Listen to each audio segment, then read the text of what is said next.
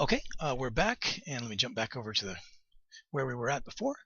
We've got our figure set up with some guide hairs. The guide hairs are sticking up in basically the same random directions that the regular hairs were, so they might be telling them where to go, but they're really not doing us much good. So let's explore one of your best friends ever in this whole wide world of the hair, which is the brush tool within the hair room. We're going to select on that. And the brush tool does exactly what it sounds like. It's one of those rare instances where what it says is what it is and what it does. You can brush your hair with the brush tool. And you'll notice that it wasn't very strong in the strength of the brush. I was having to brush it multiple times to get it to move. You can adjust that over in the tools section for the brush hair. You can change the radius and how big the tool is. And you can see that the inner part there where the cross is, where the inner circle is, that's the stronger region of effect, and then the weaker region of effect is on the sides. And for fine-tuning various hairstyles, you might want to use the brush tool at this sort of weaker setting because it's at 50% strength right now. But because all I want to do is sort of shove the guide hairs into a formation that is going to be advantageous to my simulation, and I don't care about being delicate, I'm going to increase that to 100% of strength, and that way I'm not messing around having to, do it over and over and over again to get it where I want. So I'm just going to scoop them out to the side, and then I'm going to turn him sideways and shove him to the back a little bit, like so. And now you've got, generally it might look like a tangled mess at this point, but generally we've got the ones on the right side are on the right side.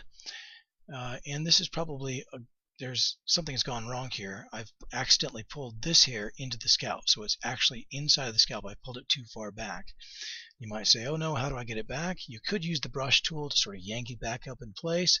Let me show you another feature of the brush tool. It affects the points at the end of the hair, but you can change where that point lies on the hair with the point controller. So if I slide it to the midpoint, then I'm dealing with the middle points, and I can brush them into place.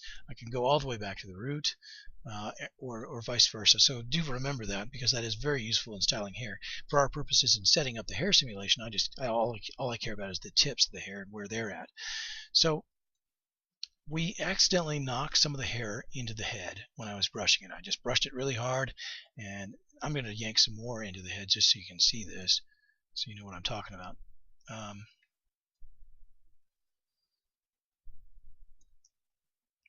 It's easy to do, but it's hard to do on purpose. Basically, it's this guy right here. You can see he's invisible. It means that I yanked him back so hard that he started to fall through the head. So I'm going to introduce you to your other best friend in the whole wide world in the hair tool room, and that is the push tool. It's right here.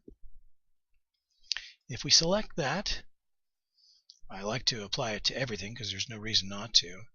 All that the push tool does is it pushes the hair out of the head to a certain boundary. So now you see I pushed it out to 0.05 feet, and now nothing is inside of the head. And I don't want anything inside the head when I start to do the simulation, because that would make things crazy. Alright, so I've got now the hair in a general shape in the air of where I want it to be before the simulation occurs, and I've also showed you that push tool about how to push things out of the head. Be aware of that tool. You're going to use it all the time, both of these tools all the time when you're sort of styling, because you don't want anything to be inside the head. And why don't we run a quick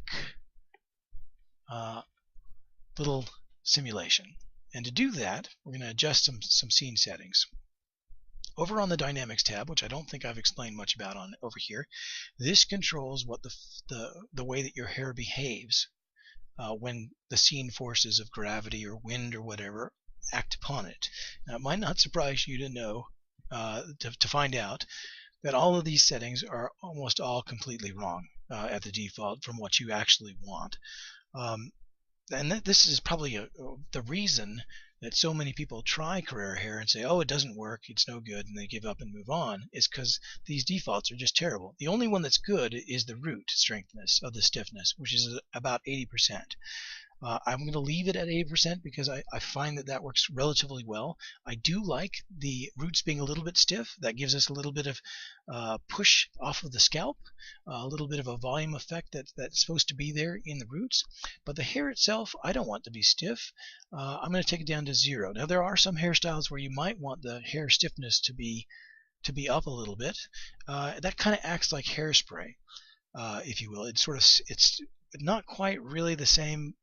It kind of is. It's sort of like hairspray, but basically it makes those links in the chain really stiff moving against each other, and so it has a much harder time and it takes much more force for them to bend. But here's the trick to that: if you have stiffness high, or even if you have it high and something does shift, all of a sudden it's bent out of position, and it's going to stay bent out of position, and it might go flailing everywhere. So the hair stiffness is one that I mostly I'm going to leave at 0.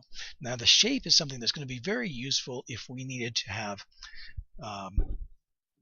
a specific hairstyle with volume. Let's say a cowlick, or you know how women spend hours in the bathroom with a curling iron trying to get nice curls and body in their hair. That's what the shape does. It allows you to use the brush tool to make a certain shape or style.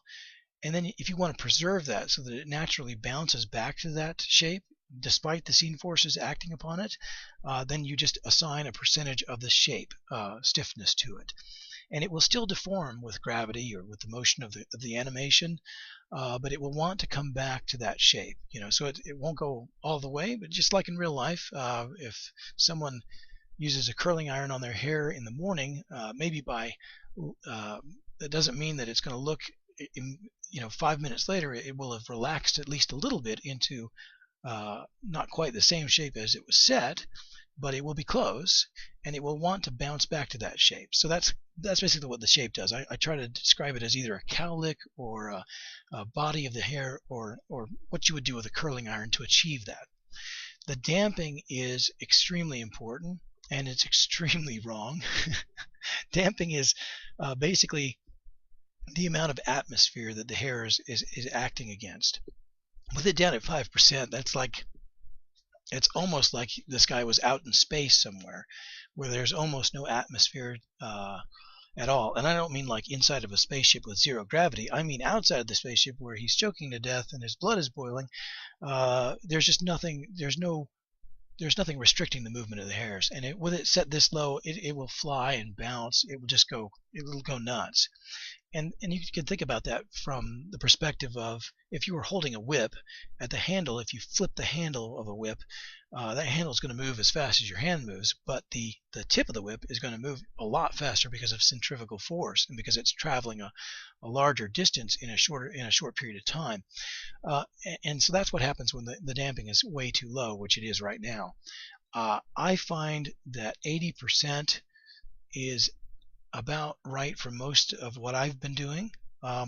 If you have shape set where it's going to resist the damping with the shape, some stiffness of the hair, then you can lower the damping on the parts that are shaped. But for any free-flowing parts, I wouldn't go much below 80% unless you like bouncy, jiggly hair. And there is such a thing. You've seen, girls at nightclubs that have sort of that jittery, bouncy hair that, it's not like it doesn't exist in the real world. It's just that you don't see it.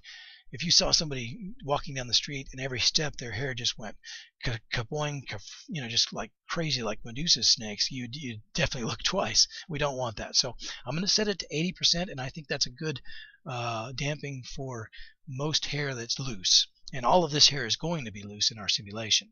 So we're going to go down to the simulation settings. I like to kick it up to 200% because we've got a low polygon figure. We don't have that many links in the chain of the hair. It doesn't take that long to simulate. And I see we probably could do it at 100%. I'd never kick it up to like 2,000 or something, or 3,000 or whatever. I don't even know where it tops out. Where does it top out? Oh, 1,000. Well, I can't get beyond 1,000, but I don't think that's a good idea. There's no real benefit to it. 200% is fine, and it still will render really. It'll do the hair simulation relatively quickly. And we got a couple of buttons down here. Simulation is what you do when you're in the animation phase, and you've got directional forces for wind, or your character is moving around. That's what the button you're going to hit to do the final simulation. For now, we're not there yet. I want to drape the hair to get an idea of the hairstyle that we're forming. So I'm just going to click Drape All, and we're going to see it drape down there relatively quickly. There it is. It's hanging nice and loose. Let's let it run its course here. And what did that take? Maybe 10 seconds or something? Not very long at all, which is a good thing. I'm going to leave it there, and we're going to come back with some more tools for styling on the next one.